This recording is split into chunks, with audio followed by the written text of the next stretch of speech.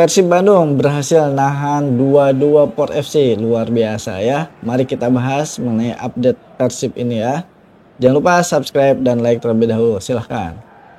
Ya, alhamdulillah ya, Persib Bandung bisa menahan Port FC di kandangnya sendiri dengan skor 2-2 dan hampir saja ya mengalami kekalahan. Tetapi hampir juga mengalami kemenangan, tapi di comeback ya oleh Thailand gitu. Nah, sempat unggul terlebih dahulu dari Celo Alves ya melalui titik penalti yang sebelumnya Maklok itu dijatuhkan oleh Asnawi ya. Ini kesalahan Asnawi juga ya. Nah, jadi Persib unggul 1-0. Gol penaltinya bisa menipu kiper ya. Nah, tetapi ini ada penembusan dari Asnawi nih, melakukan passing ke kotak penalti ya yang sangat akurat gitu. Nah, ini yang menjadi gol. Nah, yang disayangkan adalah perlu dievaluasi nih di Persib ya. Adalah Edo ya. Edo ini kurang enggak mengganggu gitu ya. Terlalu jauh. Jadi pada saat passing cukup meloncat dan itu pun tidak kena. Kalau sedikit lebih dekat ya, kalau misalkan melakukan passing, mungkin terbentur Edo terlebih dahulu. Dan ini 2 gol dari Port FC, keduanya mirip seperti itu. Jadi dieksploitasi terus nih di sebelah kanan ini atau sebelah kiri pertahanan Persib ini, yaitu Edo ya. Terus diserang dia di situ ya, dieksploitasi. Dan penjagaannya kurang ya. Oke, misalkan tidak melakukan pressing, tapi kurang dekat jaraknya. Ya. Jadi kalau misalkan jaraknya dekat kan nanti membentur Edo terlebih dahulu gitu. Nah, ini tidak.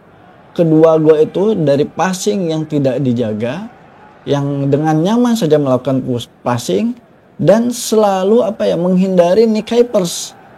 Coba ya, gol pertama dan gol kedua itu semuanya mengarahnya ke Gustavo. Yang perawakannya kan lebih pendek dibandingkan Nick Kuipers ya. Berbeda dengan dulu ada Alberto ya. Alberto kan tinggi ya. Jadi 2 tembok tinggi, Nick Kuipers sama Alberto nih sama-sama tinggi. Kalau sekarang kan enggak, Gustavo itu sedikit lebih pendek, sedangkan penyerang lebih tinggi gitu. Dan kalah bersaing di situ ya. Dan akhirnya 2 gol terjadi. Tetapi untungnya ya kita ada David da Silva ya. Kita punya predator yang meskipun ini luar biasa sebetulnya. Tidak pernah bermain, bukan tidak pernah ya. Minim bermain di musim ini di Liga 1. Kemudian di ACL pun enggak full gitu ya. Tetapi luar biasa ya. Instingnya tuh masih ada. Waktu lawan Lion City Sellers pun kan mencetak gol ya. Gol penentu juga. Kemudian waktu sekarang pun sama ya. Mencetak gol juga gitu. Apakah ini keberuntungan atau bagaimana saya kurang tahu ya. Tetapi setiap pertandingan selalu cetak gol gitu. Dan positioningnya kan cukup bagus ya kemarin ya. Jadi bisa meskipun membentur tiang dan kembali lagi bolanya ke DDS bisa mencetak gol. Nah, ini yang luar biasa ya. Nah, jadi yang perlu dievaluasi adalah pertahanan ya. Kalau di Liga 1 mungkin pertahanan seperti itu oke ya, masih sulit ditembus lah gitu ya. Tapi kalau misalkan ini sudah di ACL 2 nih, yang klub-klubnya tuh klub-klub juara semua di liganya masing-masing, di negaranya masing-masing gitu. Ini terlihat seperti keropos gitu ya. Nah, jadi perlu dievaluasi pressing ya di sayap itu, jangan sampai melakukan passing ke kotak penalti atau crossing ke kotak penalti gitu.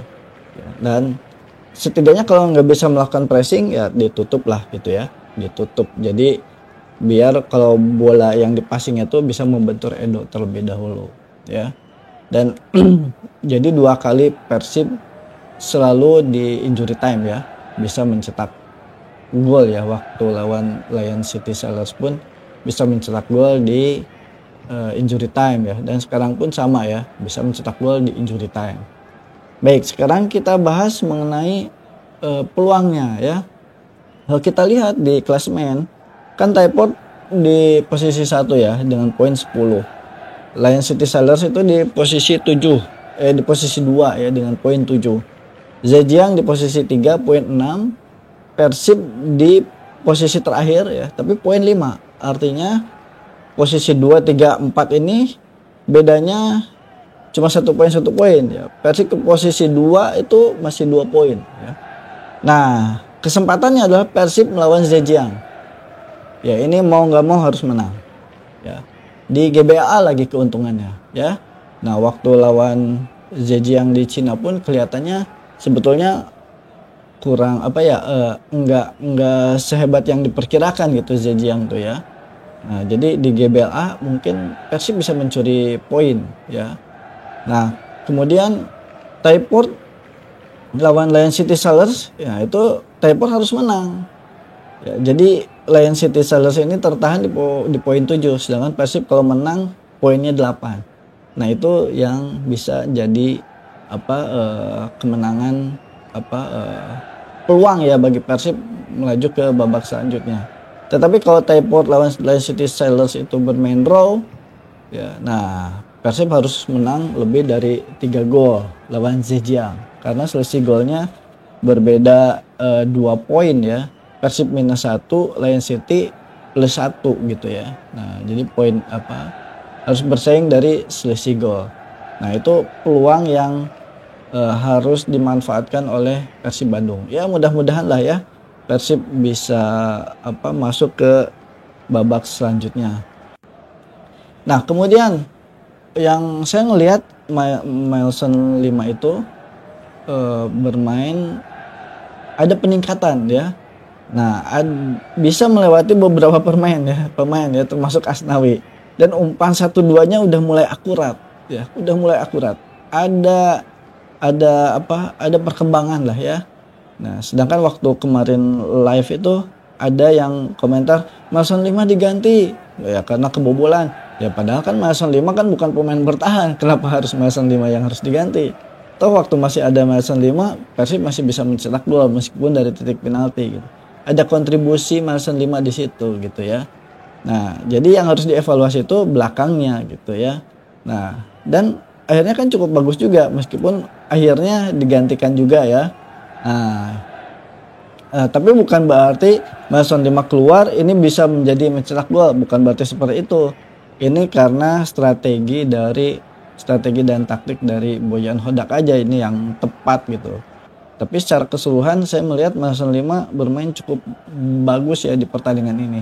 Passingnya, crossingnya, terus skillnya melewati beberapa pemain. Kemudian umpan satu sentuhannya itu udah cukup bagus. Coba perhatikan lagi.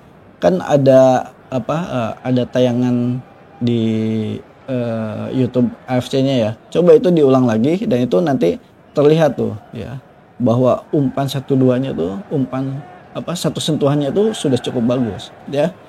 Ya, tapi kita lihat aja nanti bagaimana dari pelatih Bojan Hodak, apakah Milson 5 ini masih dibutuhkan Persib di jendela transfer nanti atau bagaimana. Kita lihat sajalah ya. Nah, intinya sekarang jangan lupa subscribe dan like. Terima kasih.